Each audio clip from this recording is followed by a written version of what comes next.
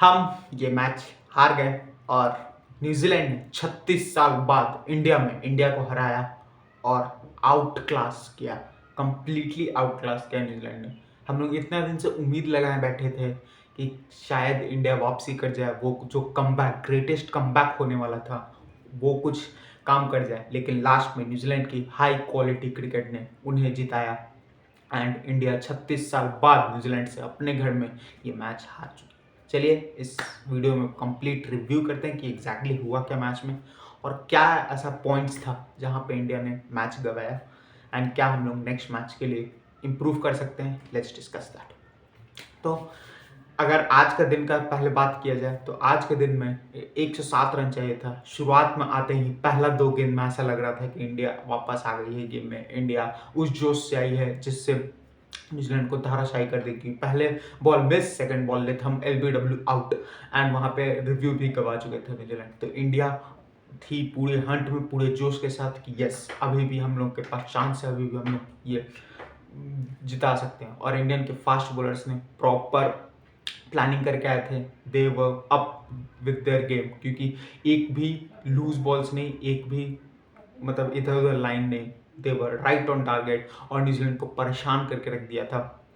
Conway जो पहले innings में 91 रन बनाए हुए थे, सेकेंड इनिंग्स में एकदम क्लूलेस लग रहे थे, उनको समझ में नहीं आ रहा था कि बॉल किधर हिल रहा है, क्या हो रहा है। लेकिन विल यंग एक सेटल्ड प्लेयर टाइप का लग रहा था, भले उन्होंने मिस किया लेकिन he was looking more focused, more out मतलब एनर्जी के साथ। और उन दोनों ने जैसे तैसे करते हुए 35 रन की साझेदारी की। तब फिर लगने लगा क्या इंडिया का हाथ से फिर से स्लिप कर रहा है। तब फिर बुमराह ने एक और डिलीवरी करके कॉनवे को आउट किया और उसके बाद फिर the star of this match Ravindra Ravindra तो ऐसा लग रहा है कि अब कौन सा पिच में वो खेल रहे थे पता नहीं। बाकी न्यूजीलैंड प्लेयर्स को एक तरफ, रविंद्र एक तरफ। आते साथ ही जिस तरह से उन्होंने 2 बेहतरीन चौके लगाए और भी जसप्रीत बुमराह को, तो उस समय तो लग ही नहीं रहा था कि पिच कुछ कर भी रहा है या बॉल में सीम और स्विंग हो रहा है। बुमराह डिड हिज बेस्ट, लेकिन Ravindra was top of his game और उन्होंने कंप्लीटली वहाँ पे जो मोराल था इंडियन टीम का कि हम लोग कुछ भी कर सकते हैं, यहाँ से 35 रन के बाद कुछ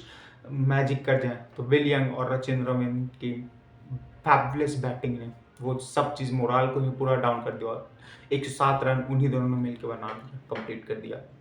भाई इंडियन टीम का बात किया जाए तो इंडियन टीम का किस्मत भी इस मैच में बहुत ज़्यादा टूटा हुआ है। कल हमने बात की किस तरह से किस्मत ने उन्हें सताया है कि शुरुआत में जब टॉस जीता उन्होंने बैटिंग किया, वो गलत फैसला, लेकिन वहाँ पे सन आने की उम्मीद थी तो वो आई नहीं, पूरा एकदम छाया रह गया और इंडिया 46 पे सिमट गए। फिर जब बाद में बॉलिंग करने की टाइम आई तब वहाँ पे धूप आ गया और न्यूजीलैंड को आराम से बैटिंग करने का मौका मिल गया धूप के नीचे। फिर बाद में जब एक बार कमबैक भी हुआ तो लेकिन वहाँ पे रविंद्र और साउदी की फैबुलस इनिंग्स और उनका जो आउटस्मार्टेड इंडियन टीम, और वहाँ पे उनका वो बैटिंग करना, वो मतलब क्या बताएं, वो पार्टनरशिप इंडिया के लिए एक तरह से नेल इन द कॉफिन बन गया। 356 का लीड लेने में वो कामयाब हो गए।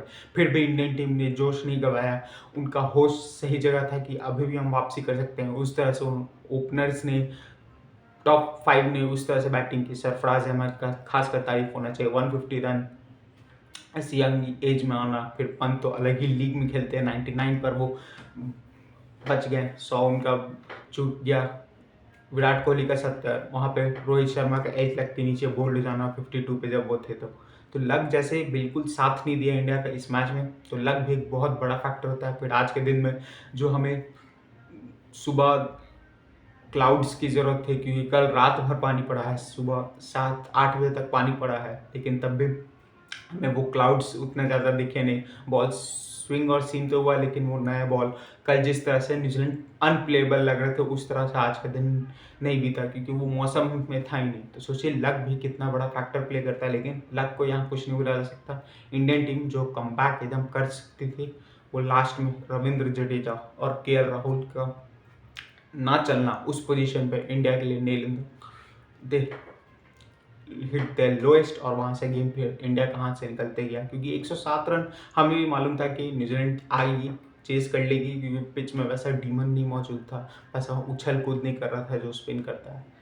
तो अब ये थी कहानी पूरे मैच की, लेकिन पूरे मैच में इंडियन की तरफ से 2 स्टार, सरफराज अहमद 150 रन बनाना, उस हाई क्वालिटी की, उस हाई प्रेशर सिचुएशन में आके बनाना, this lad has something. And वहीं ऋषभ पंत तो ऐसा लगता है अलग लीग में खेलते हैं। एंड वो जिस तरह से जो माइंडसेट के साथ, उनका घुटने में चोट है, वो पता नहीं अगले मैच में फिट हो पाएंगे नहीं, कीपिंग कर पाएंगे कि नहीं, लेकिन फिर भी इंडियन को पोजीशन से निकालना, इंडियन टीम को उस टफ पोजीशन से निकालना, ही प्लेड रियली वेल। और फिर बाद में तो डोमिनेट किया उन्होंने बॉलर्स को 99। लेकिन the main star of this complete match was Rachin Ravindra. वो एक ऐसा प्लेयर था जो कोई भी बॉलर के सामने एक टाइम भी ऐसा नहीं लगा कि he was struggling, he owned that place.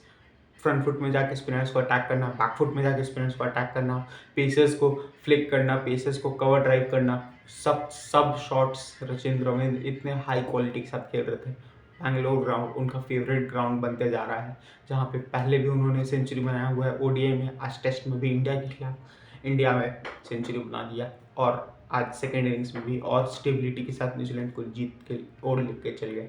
अब अगले मैच के लिए बात किया जाए तो अब India needs to come back, क्योंकि ओवरऑल पर्सपेक्टिव से WDC में भी इंडिया, अब ये 5 मैच इंडिया सोच रही थी कि हम लोग जीत जाएंगे, तो बहुत ज़्यादा 99% चांस हो जाएगा कि हम लोग पहुँच जाएंगे। BGT का भरोसा में नहीं बैठना पड़ेगा, लेकिन अब BGT भी लाइन पे लगेगा, उसमें भी दो मैच कम से कम जीतना होगा मिनिमम।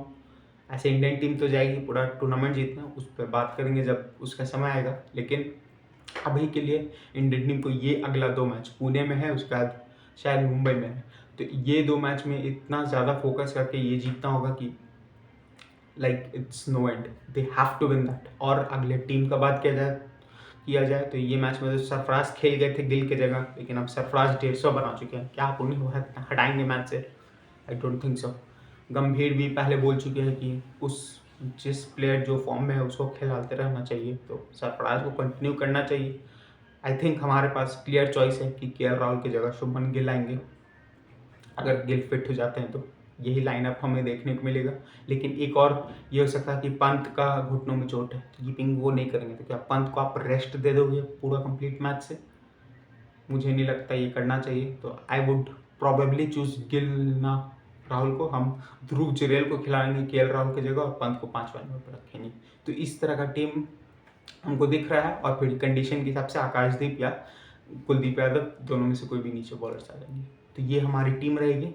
अब नेक्स्ट मैच 24 अक्टूबर से चालू है, तो उसमें भी हम लोग जुड़ेंगे, एक एक मैच, एक एक सेशन को कवर किया जाएगा, and we will be discussing minute details of this analysis. तो अगर आपको वीडियो पसंद आ रहा हो तो लाइक कीजिएगा, subscribe to the channel, and अगर कुछ और स्पेसिफिक एनालिसिस आपको चाहिए कि किस तरह से और घुसे एनालिसिस में, बैटिंग बॉलिंग वो सब में, तो वो भी मुझे कमेंट्स में ज़रूर बताइएगा, and I will meet you in the next video जो आएगा इंडिया न्यूजीलैंड के सीरीज के बाद। So will meet you there. Thank you.